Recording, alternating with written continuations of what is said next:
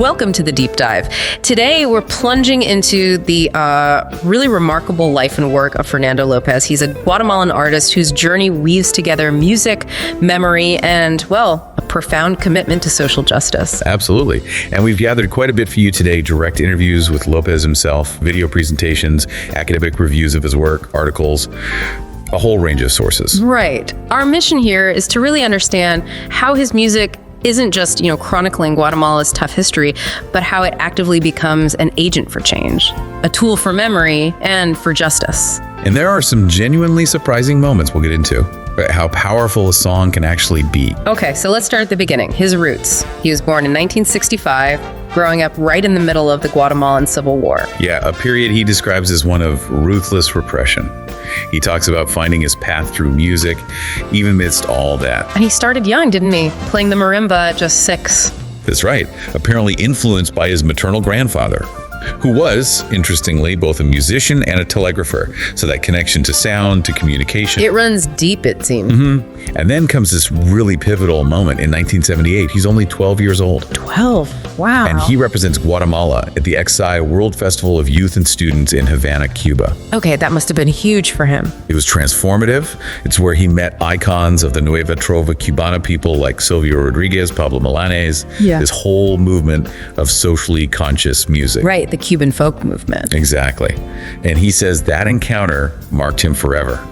It solidified his path as a troubadour, an artist telling poetic stories, but with this deep social commitment. So he comes back to Guatemala still in this incredibly difficult political climate, and he makes a very deliberate choice. A very courageous one. He starts musicalizing the poems of Guatemalan poets who had been disappeared or assassinated. Voices like Otto René Castillo, Roberto Obregón Morales, Luis de León, Ali de Fopa, Willie Miranda too. His goal, he said, was to rescue their legacy, to dignify them. He actually said these poets gave him voice to sing. Think about what that meant then, in that atmosphere of fear, of censorship. It was absolutely an act of cultural resistance and of historical memory. His first album, Causa de Ternura, in 1990, was a tribute to Otto René Castillo. And later he dedicated a DVD to Roberto Obregón Morales. So these weren't just artistic projects. No, not at all. They were acts of defiance against erasure. His connection with Castillo's work obviously started early, but there's one particular song based on a Castillo poem that really took on a life of its own. You mean Aquí solo queremos ser humanos? Exactly. Here we only want to be human. Yeah. Such powerful words. It started circulating sort of quietly in the 80s. Mostly in university circles. But its big moment, the one that really cemented its place in history, came much later.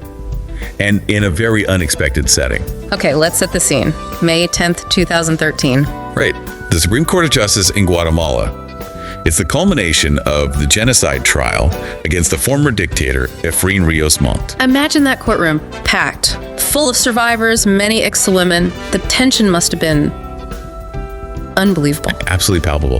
And López is there, but he's there as a researcher, actually collecting information, not as a performer. And then what happens? A young indigenous woman, Estela Yocon, approaches him. And she just asks him to sing that song. Aquí solo queremos ser humanos. In the middle of the Supreme Court proceedings. Yes. He starts softly, apparently almost a whisper. And then people start joining in. The whole courtroom. The whole courtroom, gradually, spontaneously, a collective singing.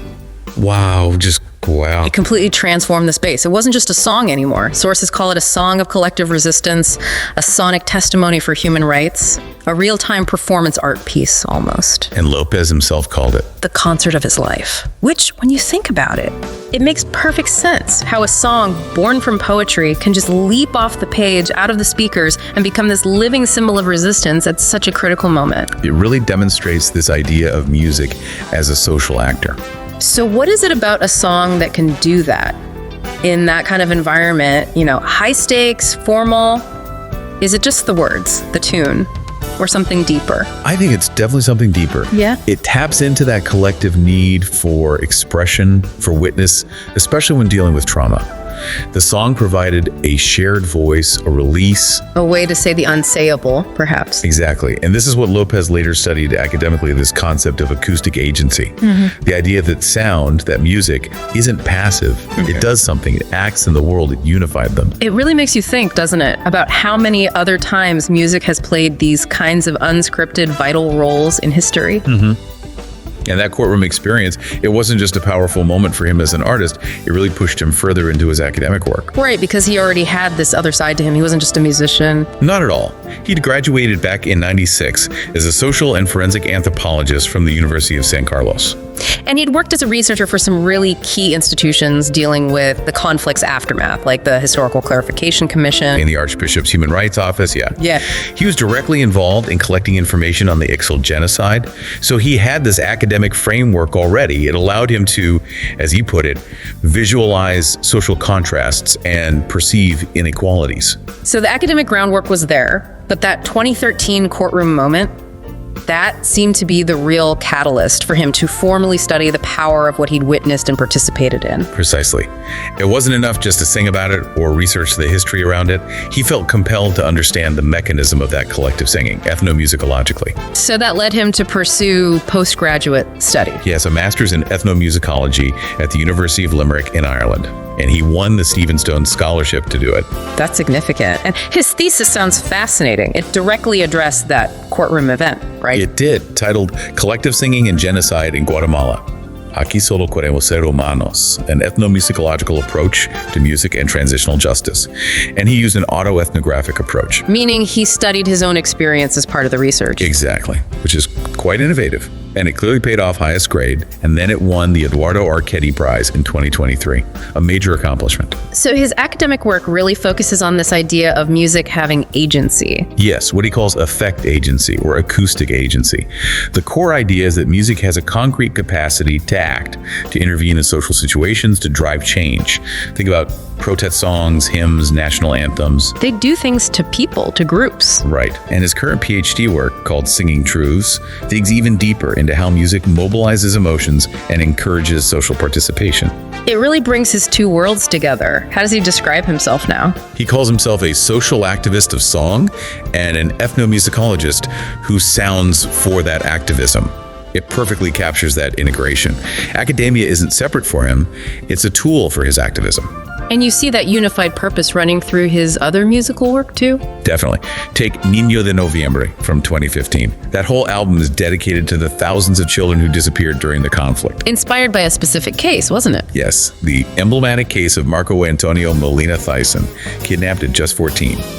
His sister, Emma Molina Thyssen, spoke about Lopez's work as a highest level artistic contribution to recovering social memory. That's powerful validation. And then there's Mouche de Sipur, which honors the survivors of sexual violence and slavery, particularly the women of Sepuzarco who fought for justice. And earlier work too, like Voz Rebelde Primavera. From 87-88, yes. Yeah. Some people apparently call that Guatemala's second anthem because of how it deconstructs an official reality and sings the other truth. What's also striking is how his musical style has evolved. It's not just traditional Guatemalan folk music. No, he's consciously fused the Guatemalan sun style with all sorts of other influences: jazz, flamenco, bossa nova, samba, Cuban sun.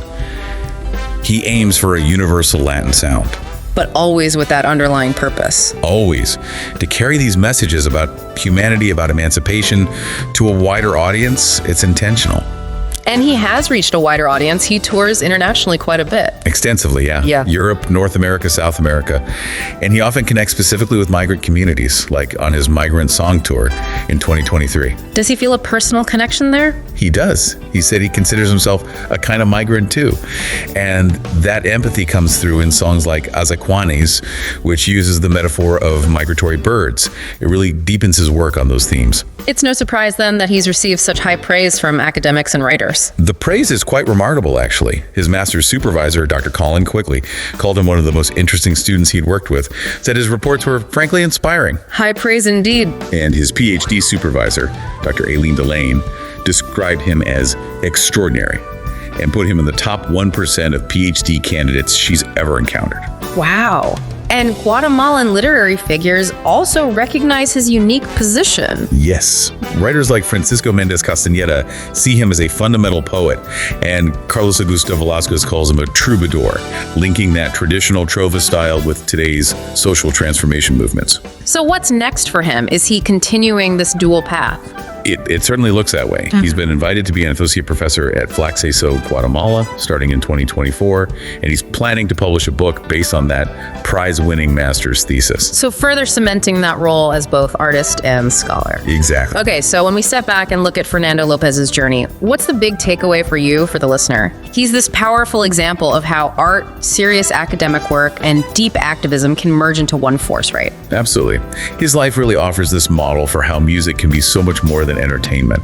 It's a vital tool for memory, for analysis, and, as we saw so clearly in that courtroom, a catalyst for justice. You've heard how his songs didn't just reflect history, they actively shaped it, helping people find courage in truly terrifying moments. It shows that sometimes maybe art offers a pathway to truth and healing that formal systems alone just can't reach. Which leads to a really important question for you to think about. In societies like Guatemala, or really any society dealing with collective trauma and fighting for truth, what other roles can music play? Maybe roles we haven't even considered yet. Can music truly help heal a nation's deepest wounds? Something to ponder.